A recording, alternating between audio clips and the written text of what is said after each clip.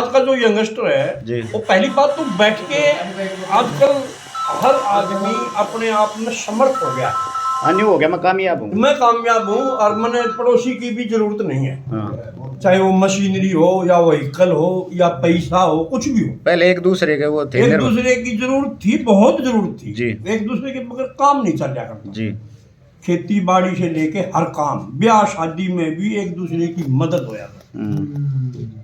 अभी पैसे का उछाल बेशक है जी। उस उछाल ने हमारे समाज में काफी नुकसान कर दिए। पहला नुकसान ये है कि जो अपने भाईचारे की बैठकें होया करती वो खत्म हो गई। और यंगस्टर जो बैठा करते बुजुर्ग का दौर जो शिक्षा मिला करती वो शिक्षा तो एकदम दरकिनारे हो गई। अब इस यंगस्टर की ही बैठक होती है, इनकी स्पेशली बैठक कहाँ होती है? आम रास्तों में जी। और उसकी जो प्रूफ है वो सुबह मिलता है, 6 बजे घूमने जाते हैं तो 4 बोतल विस्की की लुट की पावे हैं, 10 गिलास पावे हैं, चिकन के बक्से पावे पड़े। मेरी बात समझो, सिगरेट के खाली पैकेट पावे हैं। उन अंदाजा लगाया जा उससे रहा है, अंदाजा लगाया जा रहा है कि यहाँ 10 कुंगर शाम को बैठे थे और शाम को बैठ के क्या उसका भी अंदाजा मिल गया जी। और फिर वो चीज जब चढ़ती है तो उसका फिर अगला दुष्प्रभाव रिजल्ट क्या होता है जी। वो सामने आ रहा है। काम गैल हर हफ्ते 10 दिन में 15 दिन में एक हादसा होता है। हमारे गांव में ये 5वां हादसा खड़ा है। कुछ समाज में माँ बाप भी विवश है। माँ बाप इसलिए विवश है कि जो बच्चा है ना वो अपने साथी की, अपनी सोसाइटी की बात माँ बाप से भी ज्यादा मानता है। साथी ने न्यू कह दी ना आ जा, बाबू बेशक न्यू कही जा रहा बैठना तो पानी पी जा ना जा ना, वो साथी ने बुला लिया जब बचल देगा। ये बिल्कुल फैक्ट है। ये देखो पूरे समाज को इकट्ठा होना पड़ेगा जी, समाज को इकट्ठा होना पड़ेगा जी।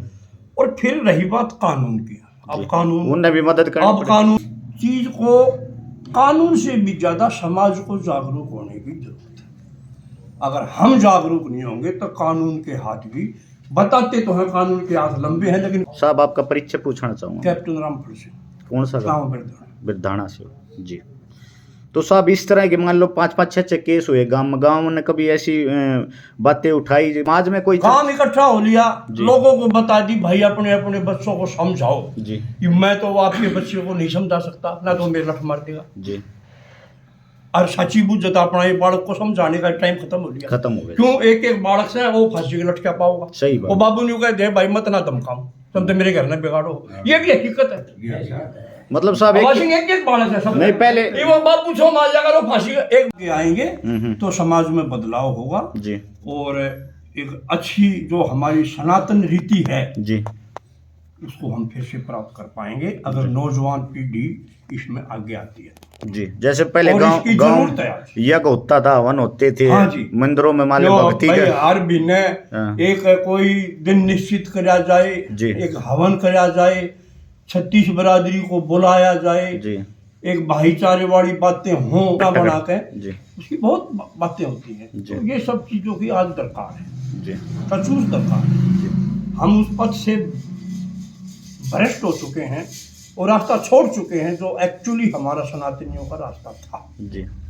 अब तो बस कुछ समझ साहब कई जगह बात उठ ली। अब क्या कभी फेरे रात को होया करते पहले? नहीं बिल्कुल भी नहीं। तो आज रात को क्यों आप तो रात की का हो साहब, अब वो सारा दिन ना खत्म हो गया। शादी में गया हुआ था, नाम नहीं बताऊंगा जी। बता ठीक बात है, रोज हो रही है जी शादी। बारात में गया हुआ था जी, 12:30 बजे जी रात की, अगला दिन हो जाता और वह 12 बजान लाग रही जी, नाचे जी। मैं जोरे के ताऊ ने बोला, मगर फिर दूसरे दिन लकड़े आया, इब तो फेरे करवा लो जी। वो छोरे ताई बोला भाई 40 साइड देखनी, ट्रैक्टर ने डिगने दे। वो अपनी वो टोपी तारे का बोला लेता हूँ, तू पैर ले और तू में फेरे ले, मैं तो जी करेगा जब लूंगा। हाँ तो ये मतलब वो बताऊ चुपचाप खड़े हो गया कोने साहब, क्या कर क्या नाम लूं जी जी। ये जवाब है आज की नई पीढ़ी। काफी चीजें भटक चुके जी। जो इस ब्याह शादी की जो रस्म है ना वो एक इतनी पवित्र रस्म है जी। दो बच्चों का, दो परिवारों का, दो पीढ़ियों का मिलाप है आगे के लिए 7 पीढ़ी तक जी। आज हम और उस रस्म को बच्चों ने एक मनोरंजन के उसमें डाल दिया बस, अदरवाइज। अच्छा, हम बड़े बड़े स्कूलों में बच्चे पढ़ा रहे, स्कूलों में शिक्षा दी जा रही है, क्या सरकारी में गुरुकुल में पढ़ने वाले बच्चे कामयाब नहीं हो रहे थे साहब? हो रहे थे क्यों ना, पहले सरकारी थे तो प्राइवेट करे थे, वहां से भी तो हम पहले IAS IPS कौन से बनाया करते, सरकारी वाले बनाया करते जी। प्राइवेट तो थे नहीं जी। प्राइवेट तो जब हुए हैं जब सरकारों के पास स्कूल कम हो गए, बच्चे ज्यादा हो गए जी, प्राइवेट जैसन हो गया, उनको मौका मिल गया प्राइवेट वालों को जी। आज गुरुकुलों में आप जाके देखो, यूपी और राजस्थान की संख्या ज्यादा, हरियाणा कम। अब फर्क कहाँ है, वहां पर भी हमारे में कुछ कमियां हैं जी। सरकारी स्कूल की पढ़ाई में कमी नहीं है जी। ये सच्चाई है। कमी कहाँ है, हम एक प्राइवेट बच्चे की फीस देते हैं महीने की 1000 जी, चाहे वो LKG का हो जी।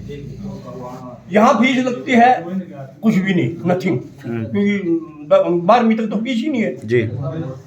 जो बच्चा मुफ्त में स्कूल में पढ़ के गया और मुफ्त में घर आ गया, उसको होमवर्क मास्टर ने के दिया, वो घर वाले नहीं पूछते जी।